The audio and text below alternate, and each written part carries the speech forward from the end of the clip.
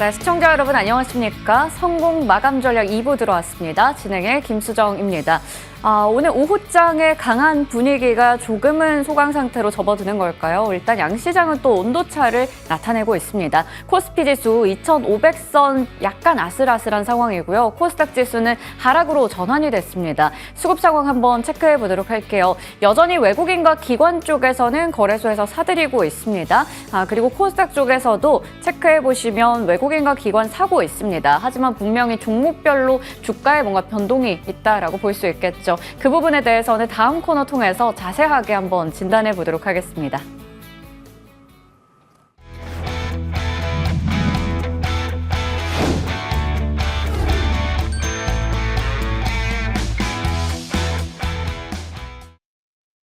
자, 그럼 시장에 대한 진단부터 주도 섹터 공략에 대한 고민까지 함께 풀어보도록 하겠습니다. 이 시간은 유니스토리 자산운용 김장열 투자전략본부장과 함께합니다. 안녕하세요. 네, 안녕하십니까. 네, 오프닝에서 시장 상황을 보면서 수급적으로도 큰 변화가 없는데 네. 우리 지수가 오후장에 그 강한 상승분이 왜 좀 반납이 됐을까 좀 궁금했었거든요. 그렇죠. 일단은 외국인이 돌아오다 보니 8거래일 만에 코스피 지수는 2,500선을 회복을 했습니다. 지금 살짝 위태위태하긴 하지만요. 네. 일단은 시장을 흔들 변수가 좀 부재하다라는 생각도 드는데 지금 지수가 약간 꺾인 이유도 궁금하거든요. 네, 일단은 삼성전자가 조금 네. 아까 뭐 1%까지 올라가다가 네. 보합권에서 공방을 벌이고 네. 있고요. 대형주에서는 하이닉스가 그나마 버티는 정도이고 그 다음에는 코스닥에서는 우리 어저께부터 이슈가 됐던 대형주 중에서 알테오젠이 바이오 쪽. 그렇죠, 네. 바이오 쪽이죠. 그다음에 페트론 같은 경우도 하한가 갔다가 약간 올라오고 있는데 네. 그러한 대형주 바이오와 개별적인 이슈죠. 근데 네. 개별적인 이슈라고 하지만 핑계를 주는 게 있죠. 각종 뭐 자금 조달이라든가 아니면 특허 분쟁의 이슈의 소지랄까 아니면 뭐 주가가 일단 기본적으로 많이 올랐기 때문에 그리고 또 원래 11월 중후반에서 12월 넘어갈 때는요 대주주 양도세에 해당되는 분들은 많이 드신 것 중에서는 네. 지금 차익 실현이 정리를 하는 경우가 있거든요. 이거는 금투세와 다른 얘기입니다. 그런 것들이 우리가 잊어버릴 수 있지만 많이 오른 종목 중에서 그런 노이즈가 있을 수 있는 거는 여기서 버리면 저기도 버리고 그런 분위기가 있는 거죠.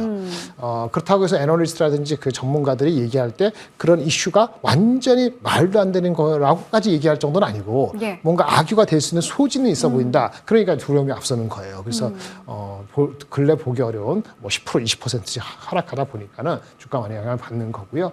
나머지 종목에서는 어저께 뭐 엔비디아 이슈가 있어서 오늘 아침에 이제 소부장이 좀 힘있게 달리다가 힘이 좀 빠지는 모양새를 보고 있는데 그거는 사실 제가 오늘 오전에 나오면 말씀드리려는데 엔비디아가 실적이 나쁘지 않았습니다만은 그것이 골고루 모든 종목에 고스란히 전사된다. 복사하듯이 퍼진다라고 보시면 안 돼요. 그게 중요한 거예요. 네. 그래서 개별 종목에서는 실적이 여전히 부진한 종목이 있고 개별 종목에서는 삼성 비중이 높은 종목이 있고 개별 종목에서는 HBM하고 관계없는 레거시. 레거시는 좀 안 좋잖아요. 레거시가 안 좋다는 건 뭐죠? 혹시 연말 연초되면은 반도체 삼성하이닉스가 가격이 빠지면요. 그쪽은 가동률이 또 낮아질 수도 있거든요. 그래서 악재하고 긍정적인 혼재되어 있는데 아침에 너무 힘차게 올라가니까 그 솎아내는 과정 속에서 힘이 좀 빠지는 거죠. 그럼 전체적으로 코스피도 아까 1.5%까지 갔는데 1% 미만으로 내려간 거고 코스닥은 그런 아주 그 개별적인 섹터의 변동이 워낙 크니까 그러니까 이제 뭐 좀 많이 폭락이 있는 그런 현상입니다. 무엇보다는요, 사실은 미국의 금리 인하가 안 될 수 있다는 그 기본이 우리가 있어요. 자, 까먹으시면 안 돼요. 기본이 지금 금리를 12월 18일 날 금리를 올릴까요? 아니, 내출까요? 잠깐 멈췄다 갈까요? 그 확률이 불과 일주일 전에는 금리 인하를 안 하고 멈춘다는 확률은 20%도 안 되는데 지금은 거의 44%예요. 그렇죠. 많이 올라왔죠. 근데 우리 주가는 버티고 갔잖아요. 그거 리스크를 봐야 되는 거이고요. 그게 다 포함된 게 물론 트럼프가 사람들 인선하는 과정 속에서 트럼프가 무작정 무식하긴 하지 않을 거라는 기대감 살짝 있지만은 사실은 그는 1월달 가봐야 되는데 우리가 표면적으로 보는 거 확인되는 뭐죠? 10년물 국채 수익률. 그게 아주 4.4 높잖아요. 그 높다는 것 자체가 달러 환율에도 이슈가 되고 1,400. 그러면 외국인이 기본적으로 매시브하게 한국을 하기에는 국채 금리라든지 환율도 만만치 않은데 우리나라 개별적으로 이런 게 있다 보니까 이게 항상 좀 걱정되는 게 아침에 뭐죠? 강하다가 처음에 오전에 강하다가 오후에 빠지는 이런 패턴이 지속될 수 있기 때문에 조금은 아무리 기분이 좋아도 오전하고 오후하고 나눠서 하겠다는 생각을 가지시는 게 필요할 것 같아요. 오늘이 아니고 다음 주에도 아마 이런 패턴이 좀 지속되지 않을까 그런 생각이 듭니다. 이렇게 오전에 또 강하게 올라줘도 오후장에 힘이 또 빠지는 경우도 있기 때문에 오전과 오후를 약간 전략을 다르게 가져가는 것도 중요하다라고 얘기해 주셨습니다. 자, 그러면 저희가 시장에 대한 전반적인 이야기 해봤으니까 이제 엔비디아 실적 이야기로 넘어가 볼게요. 반도체 포문 엔비디아가 이제 실적이 나오고 나서 평가가 좀 갈렸습니다. 첫째 날에는 일단 좀 실망하는 모습이 나오다가 어제는 또 반등이 나왔습니다. 아무래도 사실 기대치가 좀 높았다라는 걸 제외하면 3분기 호실적도 냈고 블랙웰도 연내 출하된다고 하고 여러 가지 문제는 좀 없어 보이거든요. 그렇게 봤을 때 지금 웨드부시 쪽에서도 정말 완벽한 실적이었다 이런 얘기를 하고 있어요. 실적 한번 점검해 봅시다. 네, 일단 실적에 대한 기대치는 어저께 실적 발표되기 전에 매출이 350억 달러 정도 나오지 않을까. 근데 351억 달러 나왔죠. 웃긴 게 회사가 가이던스 얼마 준지 아세요? 3개월 전에 325억 달러 줬는데 26억 달러 잘 왔고요. 과거 있잖아요. 지난 1년간 본 분기별로 보면 항상 가이던스보다 20에서 25억 달러 더 나왔어요. 그러니까 이번에도 가이던스 줬을 거 아닙니까? 그럼 실제 이번 4, 4분기에는 가이던스보다 25억 더 하면 나오겠다 이렇게 생각하시면 돼요. 이게 탁 맞아 떨어지죠. 351억 달러니까 not bad. 매출, 영업이익도 괜찮아요. GPU도 괜찮고. 가이던스는 4, 4분기 11월부터 내년 1월까지 이 가이던스에 대해서는 조금 아쉬웠어요.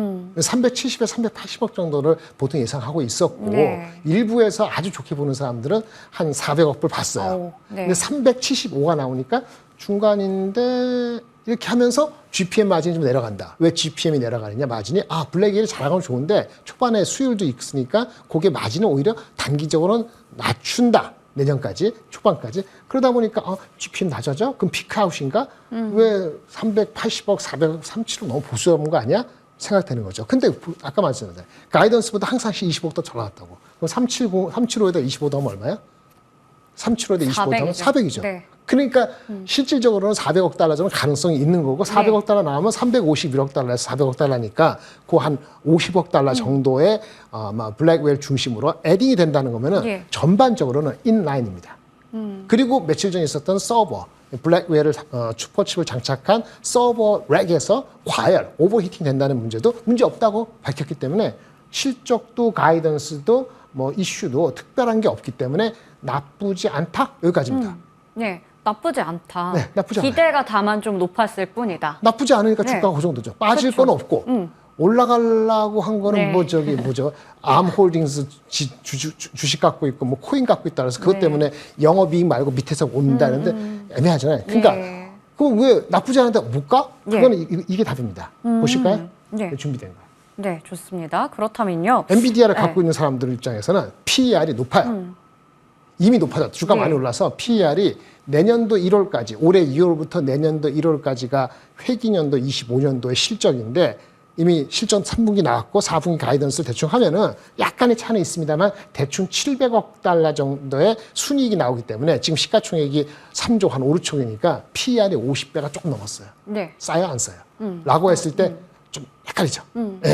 왜냐면 우리가 이 회사가 과거에 한 5년간 평균 40배 거래됐거든요. 좀 높잖아요. 내년도 2월부터 내후년까지 봤을 때는 한 30배 중후반 돼요. 30배 중후반이면 성장률이 35% 되니까 비싸지 않아요.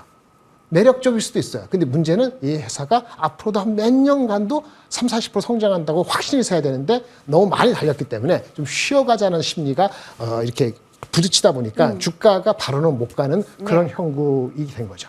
네. 실적 뜯어보니까 좋았는데 주가가 약간 주춤거리는 이유에 대해서도 설명해 주셨습니다. 그러면요, HBM도 여전히 잘 팔리고 있는데 일단 최근에 수급을 봤을 때는 하드웨어 쪽에서 좀 소프트웨어로 이동하는 흐름이 나타나고 있습니다. 그러면서 우리 국내에서도 AI 소프트웨어 관련주들이 강하거든요. 그렇습니다. 이쪽이 더 관심을 받는 이유가 있을까요? HBM이 아니고 AI를 하는데 필요한 챗GPT를 하고 거기 뭐 서버를 하고 계속 투자를 하고 하는 거 누가 빅테크 돈을 쓰죠. 마이크로소프트, 구글, 아마존 이런 업체들이 많이 돈을 쓰잖아요. 메타도 포함해서. 걔네들이 지금 막 투자하는 거에 돈을 못 벌거든요. 돈을 적게 벌어요. 그래서 항상 빅테크가 좀 문제가 있다가 하다 보니까 그러면 돈 투자하는 것보다는 바로바로 지금 리턴이 되고 있는 회사가 어떨까 보니까 소프트웨어가 있는 거예요. 네. 아니면 무슨 기업 관리, 엔터프라이즈 ERP, 아니면 데이터베이스 매니지먼트 소프트웨어, 각종 소프트웨어 하는 회사들이 결코 안 산대. 걔네들 PER이 40배, 50배, 60배인데 불구하고 그나마 ROIC, 리턴 온 투자한 자본 대비했을 때 리턴이 바로 즉각적으로 나와서 하드웨어 회사 같이 엄청 돈을 계속 해야 되는 회사하고는 달리 좀 편안한 주식이 뭔가 보니까 빅테크보다는 소프트웨어가 낫지 않아? 그런 생각이 네. 한 3주 전부터 2주 전부터 올라온 거예요. 그래서 우리가 아는 팔란티어, 뭐 세일스포스, 뭐 서비스 나우, 어저께는 또 뭡니까? 스노우플레이크 이런 주식이 안 싼데도 불구하고 계속 고공행진인 거예요.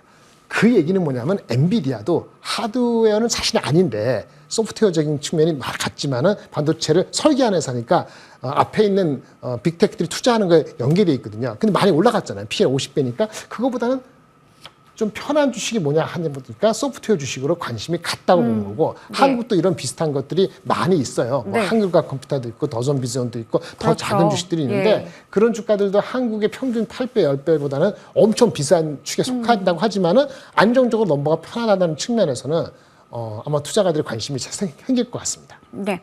자, 그렇다면요, 좀 더 안전하게, 편안하게 볼 수 있는 AI 소프트웨어 쪽으로 관심이 이동하고 있다라는 말씀도 짚어주셨는데, 우리가 엔비디아와 함께 묶어서 딱 봤을 때는 편안하게 연결지어 보려면 확실히 SK 하이닉스 중심으로 보는 게 나을 것인가? 네네. 삼성전자는 결국에 지금 또 응전이 됐잖아요. 네네. 그런 걸 봤을 때 오늘 강한 SK 하이닉스 이쪽을 봐야 될까요? 일단 둘 다 오늘 하이닉스가 오늘 많이 오르는 거냐? 하이닉스가 새로운 뉴스가 나온 게 아니고 네. 간밤에 미국이 마이크론이 4% 올랐어요. 마이크론 오른 거 많고 오르는 거예요. 그렇지 네. 그거예요. 그것뿐입니다. 그것뿐이다. 그것뿐인 네. 거예요. 사실은 이게 얼마 전에 20만 원까지 가다가 빠진 네. 거잖아요. 네. 근본적인 원인이 한번 삼성전자 자사주 매입하니까 더 안 빠지긴 하는 받쳐주는데 한 단계 다 내려가는데 근본적으로는요. HBM은 오케이예요. 네. HBM 오케이. 근데 레거시가 안 오케이예요. 레거시가 안 오케이가 아니고 생각보다 더 나빠요. 근데 레거시 비중이 더 많아요. 삼성도 그렇고 하이닉스 둘 다. 네. 그래서 하이닉스가 4분기 실적이 3분기 대비했을 때 7조에서 8조 이상 간다고 생각했는데 그게 아닐 수도 있어요. 레거시 제품이 안 좋아서. 조금 경계하실 필요가 있습니다. 네. 근데 경계하기 전에 주가가 워낙 많이 빠져서 16만 원, 17만 원대에서는 접근하는 게 맞는데 이게 빨리 4분기 실적이 확실히 업이다라는 확인이 되기 전까지는 앞자리 2가 쉽게 보인다고 생각 안 하시는 게 좋을 것 같아요. 삼성전자는요 미리 많이 빠져갖고 네. 4분기 실적이 3분기보다 붕괴될 것 같지는 않아요. 환율도 좋고 그렇죠. 3분기 미리 떨궈낸 것들이 되돌아가는 거 있고 그런데 삼성전자도 뭐죠? 아까 레거시가 비중이 높잖아요. 그래서 삼성전자도 4분기가 3분기보다 얼마나 좋을지는 뚜껑을 열어봐야 되는데 움직이지 않는 거는 자사주 매입이니까 그거는 이렇게 보면 잠깐 한두 달 동안 저기 장독대에 갖다 놓고 안 보고 기다려야 장독대 되네요. 갖다 놓은 다음에 네. 거기 썩는 거 아니거든요. 네. 근데 지금 당장에 먹지 않으면 어떻게 미치고 환장하는 그런 주식이 아니라고요. 그냥 네. 가만히 있으면 돼요. 올라가지도 않고 내려가지도 않고. 근데 네. 하이닉스가 빠진 거는 알고 보니까 레거시가 생각보다 안 좋다는 측면에서 오늘은 마이크론하고 같이 올라갔지만 네. 지속성으로 넌스톱으로 21만 원 간다. 네. 그렇게 보기에는 조금 체크해야 될 것 같은 생각이 듭니다. 네. 레거시가 안 좋은데 레거시가 안 좋은 건 왜 그런 거예요? 중국이 안 줘서 그래요. 중국의 수요, 휴대폰 PC가 안 좋고 얼마 전에 빼빼로데이 같이 10월 말에서 11월 열흘 동안 중국의 휴대폰 판매가요 작년보다 네. 9%나 줄었어요. 9%나 줄었다고요. 그게 다 영향 미치는 거고 중국의 현지 업체가 램프업이 빨리 되고 있기 때문에 예. 이런 것들이 HBM 말고는 다 영향을 주는데 그 연말 연초에 지속적인 영향을 줄 가능성이 있기 때문에 실적에 대한 가시성이 조금은 이전보다는 1, 2전보다는 조금 헷갈리기 시작할 수 있다. 이렇게 네. 말씀드리겠습니다. 그러면 SK 하이닉스 올라가니까 그 관련된 밸류체인 소보장단 좀 시세 지속성 기대할 수 있을까 궁금했었는데 네. 마이크론이 올라서 SK 하이닉스가 올라갔다 네. 이렇게 되면 이쪽도 반도체 지금 밸류체인 관련한 소보장도 시세 지속성 보긴 좀 그 어려운가요? 소부장은 굉장히 어려운 말씀을 드리는데요. 예. 매우 선택적이 됩니다. 왜냐면 일단 삼성전자 관련되는 건 하면 안 돼요. 삼성전자는 HBM도 아직 없잖아요. 예. 그리고 아까 넌 레거시 제품이 안 좋으면 가동률에 변동이 있을 수 있고 예. 하이닉스 관련되거나 TSMC 관련된 HBM. 정말 한정적으로 딱 종목을 봐야겠네요. 하이닉스 TSMC에 관련되는 HBM이나 거기에 관계되는 장비 말고는 건드리면 안 돼요. 그러니까 쉽지가 않죠. 그래서 무대뽀로 아침에 올라갈 때는 그걸 가리지 못하면 꼭 물리기 쉽다. 지금은 애매한 거기 때문에 솔직히 반도체는 제가 원래 나쁘게 봤는데 삼성전자가 바닥을 쳐서 붕괴는 안 되는데 다른 섹터 대비했을 때 오늘같이 바이옴 뭉개지고 그동안 조선주하고 뭡니까 방산이 조금 조정받았잖아요. 그러면 트레이딩 할 게 너무 많아요. 그러니까 그런 거 보면 삼성전자 하이닉스가 무너지지 않고 버티는 건 좋지만은 소부장까지 모두 좋아서 들썩들썩 할 수 있는 그런 힘은 현재 없다. 약하다. 그게 확인되려면 최소한 4분기 실적이 두려움보다는 나쁘지 않아요. 그게 나와야 되는데 그거 하려면 한 달은 필요할 것 같아요. 한 달 정도는 필요하다. 그러니까 연말까지나 다음 달 중반까지는 지켜봐야 된다. 이런 거 다 필요 없으려면 미국의 국채금리가 4.4가 4.1 되면 돼요. 근데 그게 안 되니까 여기서 왔다 갔다 하니까 힘든 장의 흐름이다. 이렇게 이해하시면 될 것 같습니다. 반도체 소부장 쪽도 시간은 좀 더 필요하다 말씀해 주셨어요. SK 하이닉스 확실히 4분기 실적 보고 나야 된다. 이렇게 좀 시간이 걸린다라는 부분을 집중적으로 짚어주셨습니다. 오늘 전반적으로 시장부터 반도체 섹터에 대한 이야기 나눠봤고요. 지금까지 유니스토리 자산운용 김장열 투자전략본부장과 함께했습니다. 고맙습니다. 네, 감사합니다.